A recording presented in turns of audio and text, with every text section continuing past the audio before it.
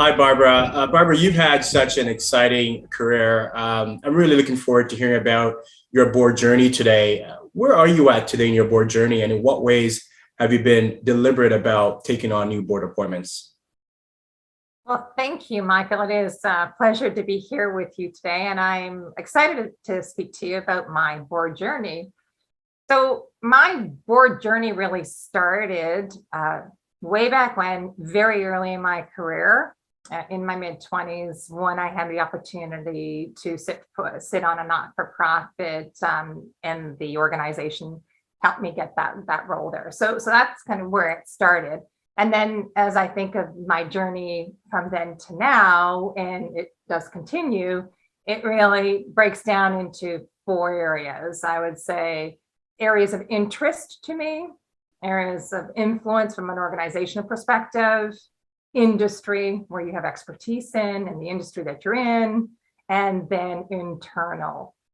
So from an interest perspective, it's where's your passion, what is exciting to you. And to me, the excitement really is about impacting the community, making a difference in leadership and in particular development as well. So any types of organization that fit those bills would be of interest to me. So interest. Then another area is influence. As a large organization, or in particular as a corporate organization, many in particular not-for-profits want leaders to sit on their boards because they can influence others through whether it is to donate, but make an impact to that organization. So being influenced because of your organization is of course another area in terms of my journey as we went through. Industry, as you're sitting as an industry, I was in the insurance and property casualty sector, many different trade associations and not-for-profits and organizations that wanted you and wanted myself to sit on those boards because of the industry that I'm in and because of the expertise that we can bring to the table. And so those appointments, clearly I would always welcome, because you always want to be part of those, because one, you can contribute, and two, you want to be part of change into the future. And that's how you can actually do that, being part of those organizations, sitting on those boards. And then finally, internally, always looking internally to your organization as to where are those opportunities. And in my scenario, I had plenty of opportunities. We had many subsidiaries and many companies within the organization that, me as being the chief Asian here in Canada, I had the opportunity to sit on those boards, to lead those boards, chair those boards. But also when I was in my vice president roles, I also had the opportunity to sit on those internal boards, many different boards. So that is how my journey has kind of evolved over time. And I continue kind of using those lens. In particular, now it is interest and in terms of where I can bring some expertise to the table.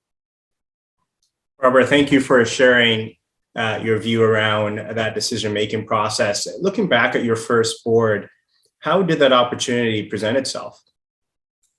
My first board really was through my organization.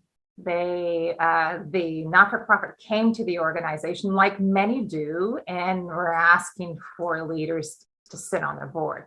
And that particular board was perfect for me, being young and in my 20s. It was a student-led organization with an executive director, and they were looking for a leader that could bring influence and impact, but also that skewed a little younger. And so it was a great opportunity to sit and to be one, my first board, and something that I actually was passionate about. It was about safety and impacting the community in that way. So it was a wonderful place to start. That sounds great.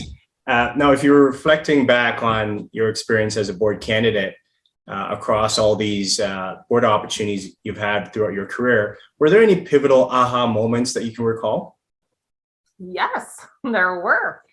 But I'll share the biggest aha moment. And it actually was on that very first board. So sitting on this student-led board, and being a young leader, of course I had all kinds of ideas and ways to do things more efficiently and effectively. And I felt that I could help and put my hands in the business and really help this organization move more quickly and get to the end result. However, I realized that that was not actually my role. My role was to allow the executive director for them to run this organization in the way that they saw fit, and really to kind of step back. And I guess it's kind of the old adage where they have, noses in and fingers out. Whereas like our role is not to get in there and do the work. It really is to step back and look at the strategic element. And so that served me well, learning that very quickly, even though I really wanted to get in there and make a difference. It really was my aha moment and helped me, I believe, from that moment moving forward in terms of what is the role of a board member to help these organizations move forward. And it isn't to do the role of the CEO, the executive director. Is really stepping back and providing, the fiduciary oversight and really helping them with the strategy moving forward, and not the let's do the work. So that was my aha moment. That's excellent. That's a key learning, Barbara. Now, from your experience, can you share a moment where you felt you made an impact as a board member? Yes, I can. I think as you sit on boards, there's many times that you feel you can provide input, and whether it's strategy input, but the time that I felt that I made the biggest impact, the biggest difference, was when I was working with a CEO and was watching her struggle as she was trying to move forward with a change of structure and metrics and some accountabilities.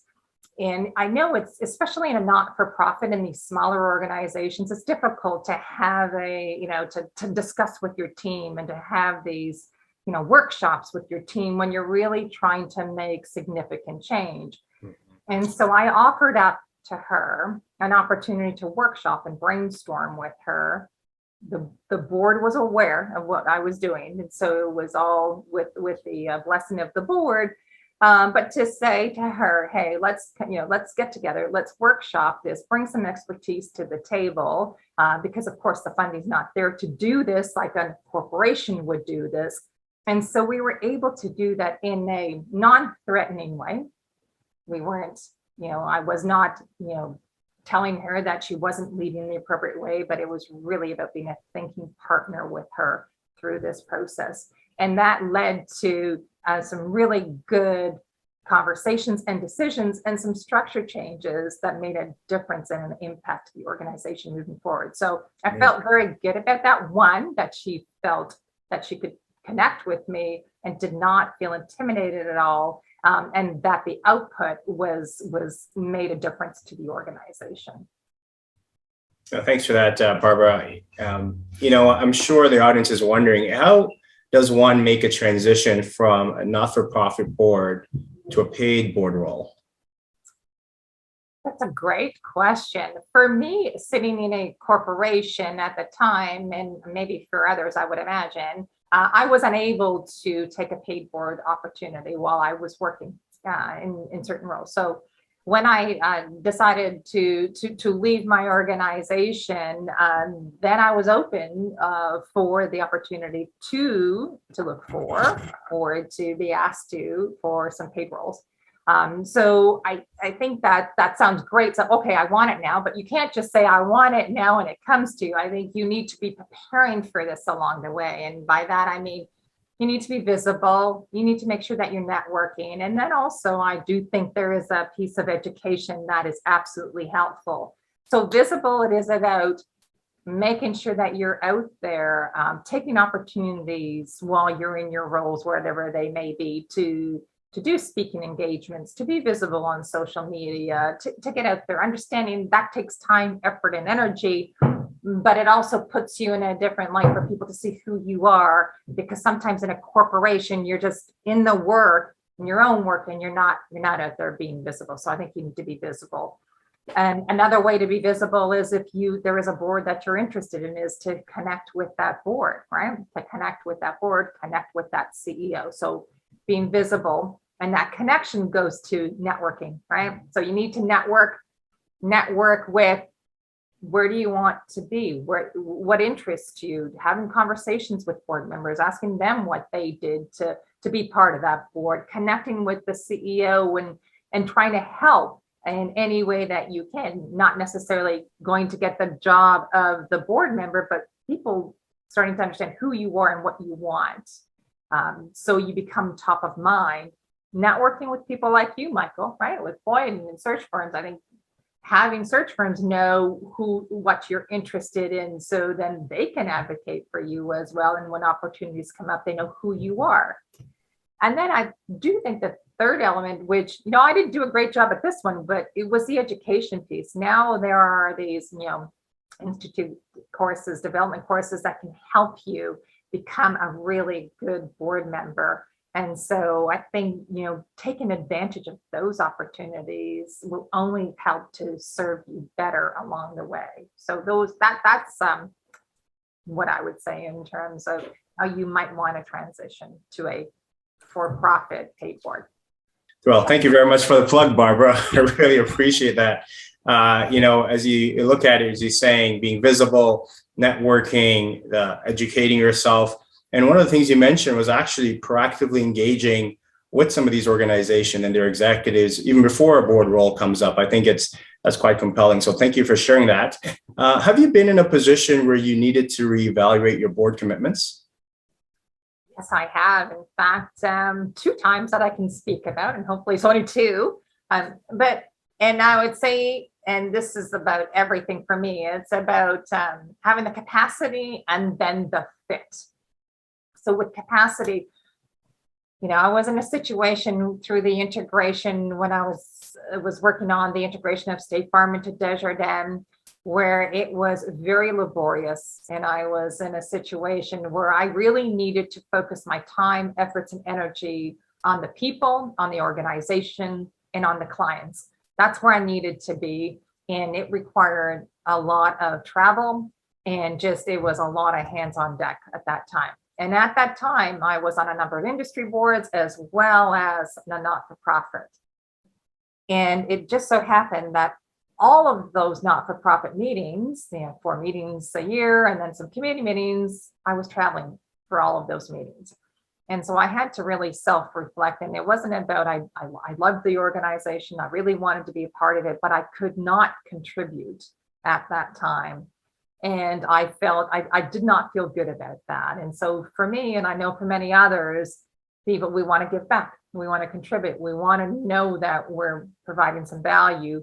And I was not. And so I went to the board chair, and I went to the CEO of the organization and told them that I needed to step down. And I needed to step down. I needed to do what I needed to do for my job. I had to do it for the people. And so I say that, and it was a capacity issue. But if I fast forward to today, several years later, I rejoined the board. I was asked to rejoin that board, and I'm now chairing that board. So I would say that you can make those calls, although they may be hard, and nobody wants to let anybody down. But it's for the right outcome at the end of the day. So that's a capacity one. And then the fit one, this is a little bit more difficult, I think. And this was more difficult for me because I thought I had made some right decisions. And in this scenario, I didn't. And I realized that along the way. And so when I say fit, I know where my passions lie. I was asked to be on a board, and it was a research board. And I was on, and I had actually chaired the research board in the insurance industry. And that was fine. It's based on insurance. I understand that. I could provide value. It was research, but it was in a category that I understood, right? A field I understood. This was a field that I was not aware of, never studied, and it was going to be a learning opportunity. When I asked the chair and I asked the CEO of the organizations, why did you pick me? Because, it was almost out of nowhere. And they came back to me to say, well, there's somebody that recommended me from the insurance sector research board, and they thought I'd be a great fit to bring a business perspective to the table. So I was like, okay. And that's what they really wanted. And so I said, okay, let me try to bring a business perspective to the table. And so I had a chance to sit on that board for 3 different meetings and really trying to figure out how I could bring this business perspective, but it was really difficult for me. And I just couldn't do the connection. And it's not that I don't think it's a great organization, because it is a great organization. However, after the 3rd board meeting, I thought, I'm not bringing any value to this. I felt I wasn't bringing any value. So I stepped down from that board there, because the fit for me wasn't there. They thought it was there, but for me, actually, it wasn't there. So for it just felt better to say I'm not going to be a part of that organization. So that's twice fit, right? But the fit was a harder one than the capacity, right? So. Mhm. Thank you for sharing that, Barbara. That's definitely a tough position to be in. And ultimately, you know best, you understand your situation, capacity, and also, what you deliver to each organization. And if you're unable to do that, it makes sense to step away, but in the right way. I think your approach was a big takeaway here. What is one tip or piece of advice you wish to share with our audience today? I'll give you 2, but it's really one. I would say to you, one, you have to have a passion about the organization that you want to be sitting on the board, whether it's a for-profit or not for-profit. You have to really be engaged and really believe in the mission and the vision and the values of that organization to be, in my mind, effective, because that will drive. And you'll see that. And I watch the effective boards, and I watch the people on those boards, and you can tell immediately when those that have the passion for that organization are sitting there, and those that maybe it's just not quite in their bailiwick. It's just very evident when I watch that. So I would just say, make sure that you have a passion and be selective, because you can be a better you and a better fit for that board. If you have that caveat. And the second element, I said one, but the second element is the understanding your own personal capacity. And it depends on the person clearly, but I would say for me, sitting on 2 to 3 boards, I think for me is kind of a max. So I can be the best that I can be on those boards and contribute in a meaningful way. So just know what your own personal capacity is, and then kind of stay with that. Excellent. Barbara, thank you so much for your time today. This was wonderful. I really enjoyed our discussion. Thank you so much for this. Well, thank you, Michael. And I look forward to continuing and being on more boards. But I really appreciate the time that I had with you today to talk.